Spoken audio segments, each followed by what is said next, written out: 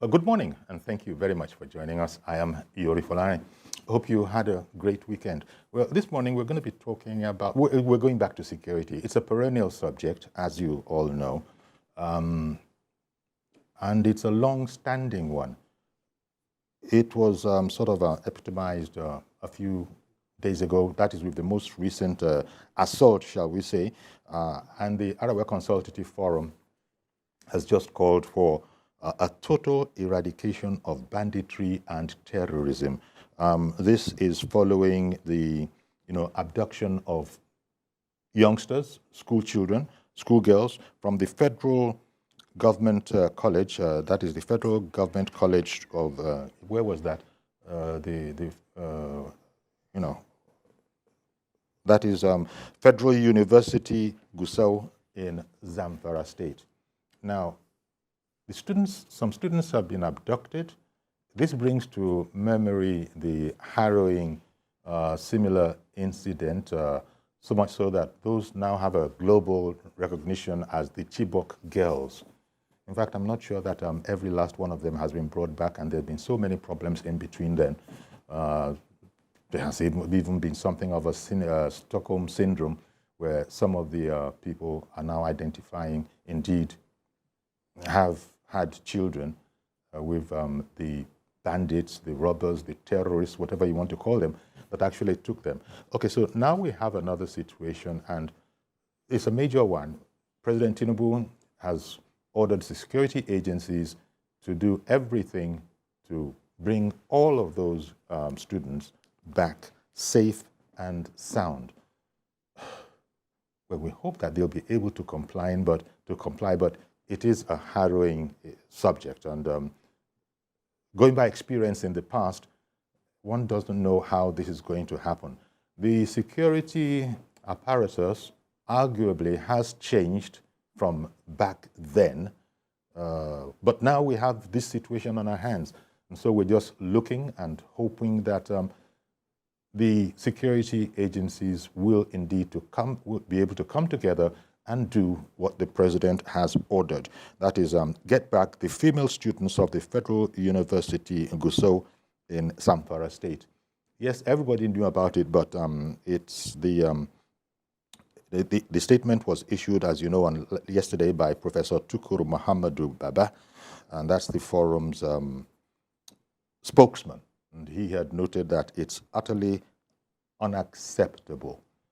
Now you see some of, well, I'm not too sure what these are different security pictures, but ACF does want the eradication of banditry and terrorism. Is it going to be a perennial event where it happens every now and then? Almost at will. It seems almost as will. And the terrifying thing about this is that it wasn't a 2-3 minute affair. According to news reports, they actually spent quite some time at the scene of the operation, in spite of some military barracks formations not being too far away. So Ada has called in. Let me take Ada. Good morning to you, Ada. Thank you for calling in. Good morning. Good morning. Ada calling from Gusau State. Yes. It's really unfortunate that this banditry is still going on. Well, I heard the president is giving a marching order. For me, what is happening has gone beyond marching order. That was exactly what Buhari was doing. Every time an incident happens, there's a marching order. I mean, we should go beyond that. We are still doing the same thing the same way, and you are expecting the same result. It cannot happen. Ban open grades nationwide and adopt ranking. Decentralize the police for effective community policing. This can be achieved by amending whatever is amended to take way for state police. Its advantages outweigh its disadvantages, if you ask me. Yes, but Ada, you just mentioned grazing as a component, and we don't have that information, do we? We don't have that information that. Yes, it's part of the problem. Even on the plateau and Benue, all those places, it's part of the insecurity now. Are you going to separate it? All that is an issue. They're also killing people. You mean you've not heard that? What I mean is violence nationwide. Sometimes have bandits, and the headers are seeing them as enemies, as saboteurs, because it's not done nationwide. If the Tinubu administration is bold enough, a political will to ban it nationwide and adopt 19, at least that insecurity will also stop. Then all the forests should be combed nationwide with the use of air surveillance, ground troops in conjunction with local hunters, and any other established security actors in each state. Then they will neutralize all of them. They do it simultaneously. You know what I'm saying? So all this idea of saying safe school initiative, they are getting money for it and all that, it cannot work. No school can be secured in isolation. The schools are located in a community. Once the communities are safe, the students will be safe. That's what I'm trying to say. Indeed. All the let's talk about Nigeria, Adama. Well, thank you very much, Ada, for calling in, showing a bit of righteous anger there. And indeed, that's the way a lot of people feel. Maybe it's not really anger. Maybe it's better to say frustration, because one is frustrated that, look, children are in school and they're not safe, and that's a big problem. So really, it's frustrating. The government is doing all that it can, but the big question is whether it is enough, whether government actually has the scope of the problem. And as Ada said, it's not the first time that we've had a president order, immediate action and ordering that all of them be brought back safe. So to many, it will be a cold comfort. And maybe this is as fine a time as any to bring in Dr. Kabiro Adamu. Dr. Kabiro Adamu is the managing director of Beacon Consultancy Limited, which, by the way, is an enterprise savannah risk management and intelligence firm in both Nigeria and the Sahel region. Good morning to you, Dr. Adamu. Thank you, Uncle. Yori, actually, please. Adamu. Oh, Adamu. I beg your pardon.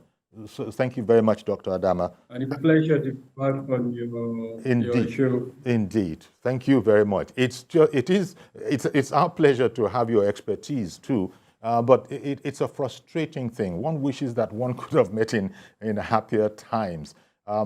The girls that have been abducted, and the president has given this instruction, Ada has just called in, and to her, it's very, very little by way of comfort, because as she points out correctly, it's not the first time, and a presidential directive in this direction hasn't yielded all that much fruit in the past. Give me your comments on this, because one begins to wonder, so what else can the government do? The president is commander-in-chief, but we've also heard that these incidents, we have to look at them carefully and perhaps differently, in the sense that it's not a war with external factors. Give me your impression, Dr. Adamu. Thank you very much once again for this opportunity. And undoubtedly, this is something that concerns every Nigerian. At the center of our existence as a nation and our aspiration to develop is education. So anything that challenges education, honestly, is an existential challenge to us. And it's understandable that a lot of people are angered, they are concerned, frustrated. I mean, you can use so many adjectives and verbs to describe what the kind of reactions that have occurred since this incident was reported. And it is also understandable that several people have reminded us that we've gone down this path where incidents like this will occur. The commander-in-chief would issue directives, and sadly, either those directives will not be met, or even where they are met, they would not, ensure that those type of incidents don't occur again. Now, why is this the case? There are two major areas that we need to look into as a country, and all of them revolve around the concept of accountability, security sector accountability. On the one hand, there is operational accountability, and then on the other hand, you have financial accountability. Now, all of these are concepts in security, national security, that require a lot of time to discuss, but I'll quickly, as much as possible, try to mention, simplify them in such a way that our listeners will understand what I mean. The essence of security is tied to subsection 14, subsection 2 of our Constitution, which mentions the welfare and protection of the average Nigerian. So everything the security sector does is contributing to that particular element within section 14, subsection 2. Now, sadly, over time, for a lot of reasons, that ability to monitor the contribution of the various elements of our security sector to this particular provision within the Constitution has either dwindled or has been made ineffective.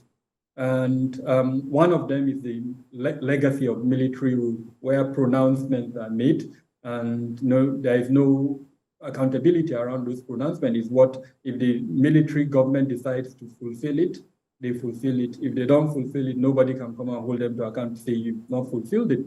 The second point is corruption, both financial corruption and sadly administrative corruption, where for some reasons, even where instructions are given, the person, for one reason or the other, it may be lack of capacity, it may be issues around meritocracy and all of that, would be unable to fulfill the actual mandate that he or she, or the direction or instruction that he has been given. Now, the third element is the inability of the coordinating body or the supervisory body to now take action against that individual who has been unable to carry out that responsibility. Now, I may be speaking high level, but I'll try to break it down to relate it to what happened in Zamfara. Okay, but before you continue, Dr. Adamu, before you continue, when you say it might also be as a result of the absence of a coordinating authority, isn't that what the NSA's a job essentially is?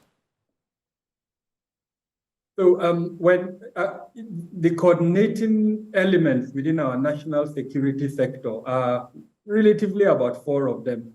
The one that most people know is, like you rightly indicated, the Office of the National Security Advisor. But to be fair to that office, it's an advisory office. It's not an operational office. I know there are things here and there. The immediate past occupant of that office attempted to operationalize the office, and there was a lot of conversation within experts on whether that is the right thing to do or not. Okay. But statutorily, that office is an advisory office. Okay. So yes, it has coordinating elements. The other elements that have operational capability and that are coordinating elements within the security sector are the Ministers of Defense, Minister of Interior, Minister of Police Affairs, and then the Secretary to the Government of the Federation. In certain instances, again, I want to emphasize this, in certain instances, which is also debatable, the Chief of Staff to the President also has that power, which he derives from the President. So when we're speaking coordination, these are the 5 principal areas that have that responsibility for coordination. And like we always say, where there are too many captains in one ship, then the result is what we're seeing at the moment. Because I was going to ask if it is easily possible for all of those coordinating authorities to actually be on this. It would be desirable to be on the same page, but whether operationally that is possible, I don't want to take away from what you're saying, but you're just explaining, I think, the complexity of these kind of matters, especially in the eyes and ears of the ordinary citizen who might not necessarily be a professional. He just knows that we have these instruments that are supposed to uphold orderliness, law and order, but you seem to be explaining to us some of the complexities and challenges that can arrive therefrom. Thank you. Please continue, sir. Excellent. So within that, these complexities, the philosophy behind the constitutional requirements also made provision for governing bodies within the security sector. So as an example, you have the National Security Council, you have the National Defense Council, you have the National Police Council, and in the case of Nigeria, which is an anomaly, I'm not sure how it happened, but the National Economic Council too has in the past also taken decisions on security matters in this country. So to answer your last question on both the complexities and how to, as it were, defeat those complexities, it would be to ensure that the national security councils, those governing bodies, are strengthened and they are held, periodically like they should be held. At the moment, in my honest opinion, I have seen enough reason for the convening of at least the National Security Council. Within the last few days, certain occurrences have occurred that ordinarily that governing council should have been convened. A good example is the attack on our military forces in Niger State that led to the death of over 20 of them. We all saw on national TV during the burial. I don't know how many of us did not shed tears with the pictures that we saw. More recently, there was the dastardly, and I can't even find the right adjective to describe what happened in Rivers State when a DPO was decapitated and it was put on video and uploaded on social media. And then last week, it was in Imo State when our security forces from different organizations were ambushed. It was also videoed and put. All of these incidents deserve that type of attention. Now, why do they deserve this type of attention? There are issues that are existential threats. When non-state actors attack or challenge the supremacy of the use of force by the state, they are making a bold statement, and we need to dent their confidence. The best way we can dent their confidence is to harness our national powers. And none of the structures that I've mentioned previously has that capacity. It is the National Security Council that has that capacity to harness that national power, go after the perpetrators. Some of them have political affiliations, those elements, and I'm very conscious of what I'm saying. I know I'm on national TV, so every statement I make here, I'm very conscious, and I'm also careful, with the implication of some of the statements. That governing body can harness both our kinetic and non-kinetic elements of the national power, and then we go after the perpetrators, identify them, and then use the instruments of the state to either arrest them or take actions that would ensure those incidents don't repeat themselves. Now, that is how we came to what happened in Zamfara State. I was trying to make the point that the university in the first place is under a particular ministry, which is the Ministry of Education. Now, that Ministry of Education in 2020,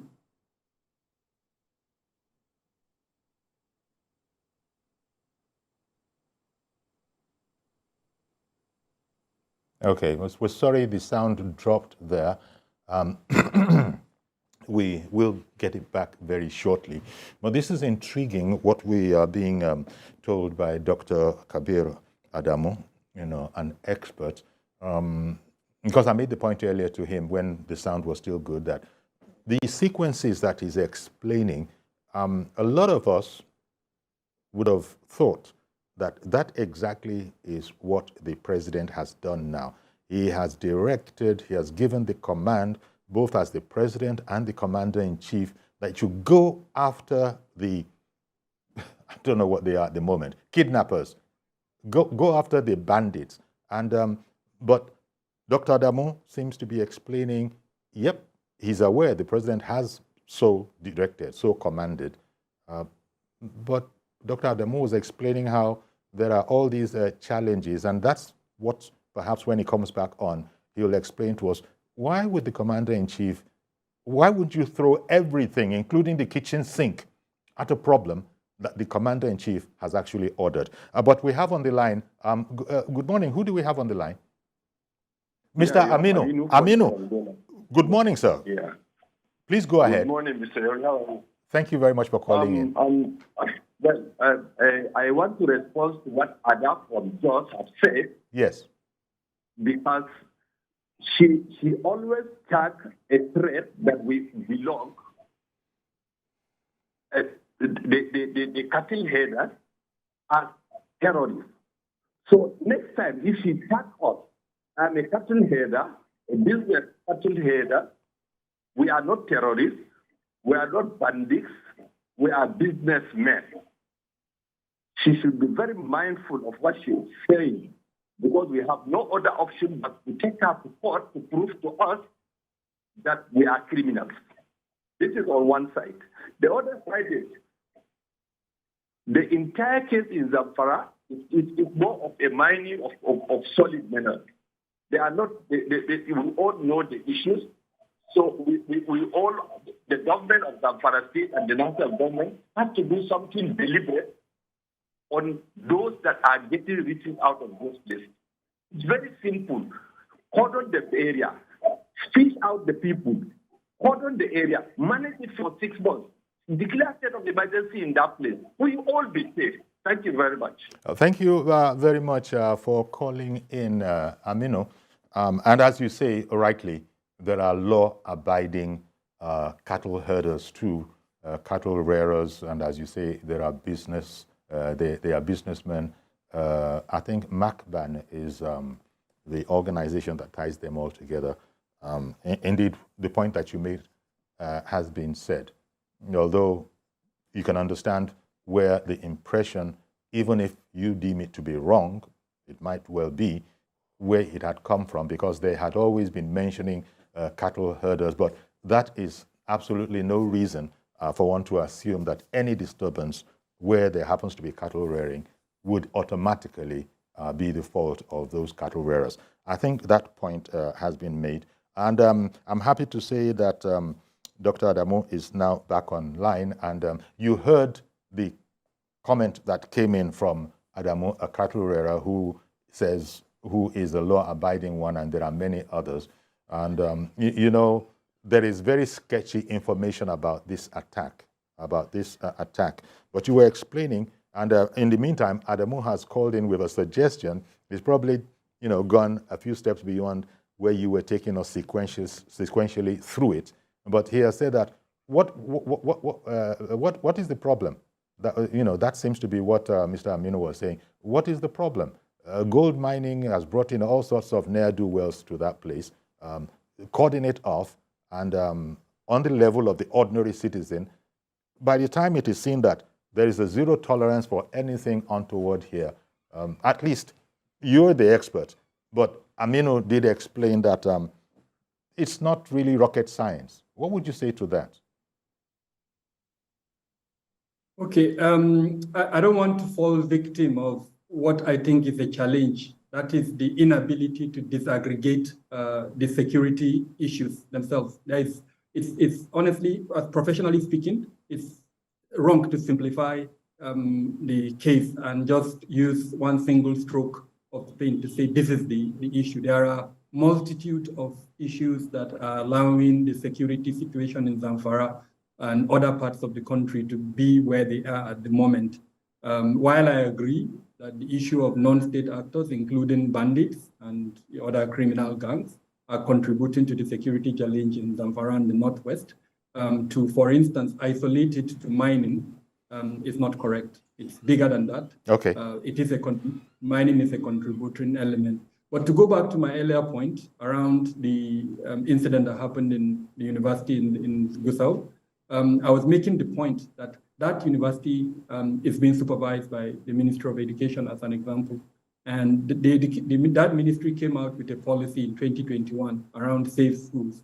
It was a development that started with the Safe School Initiative to the Safe School Declaration that now culminated into that policy. And that policy is a beautiful document. In fact, anyone around the world agrees that that is the best way to go. In simple terms, that policy is meant to protect the school environment. There are about 6 elements to 7 elements in every good and effective security arrangement, starting from elements around detecting the threat, to denying the threat the ability to come to the school environment, to delaying it, to responding, to recovering, and several other components. That policy provides for it. And the beauty of the policy is that it divides the school environment into components. The external environment, the internal environment, and within the internal environment, you have the academic staff, you have the students or the pupils, as the case may be, you have the non-academic staff, you have contractors, you have the Parent-Teachers Association. Each and every one of these have roles to play within that policy. Point I'm trying to make is we have a beautiful policy that is yet to be implemented. So when the president issues a directive like the one he issued yesterday, there is a background And in my honest opinion, we need to have corrected that background to ensure that there is no because I was going to ask, sorry to interrupt you, I was going to ask Dr. Adamu if with the sketchy information such as it is that we have available to us, are you able to sort of professionally isolate which aspect of the beautiful policy that you've just spoken about, which aspect of it failed? You said there's an internal, there's an external. Which aspect of it failed? So almost all the aspects failed in the case, at least the little I know. Like you rightly said, a lot of information is not yet available, but I know that school very well. I can tell you that school, if I'm going to rate the physical security arrangement in that school, let's say from 10 to 0, where 10 is good and 0 is bad, I would probably give it 2. It is located in an environment that is easily accessible by the non-state armed groups who are behind the abduction. The perimeter fencing is extremely very bad. From the pictures that we saw, accessing the hostels where the students were domiciled was very easy. There was no physical security measures. A good security arrangement should have at least 4 elements. From the time the threat element leaves his or her location to come and carry the attack, they should have detected the threat element. Indeed. Now, under the policy, the students would have been trained on what to do if there is an impending attack. Till now, almost 48 hours after the incident, a number has not been provided Indeed. of the persons who have been abducted, which tells me that there was no database or system in place to account for. Excuse my interrupting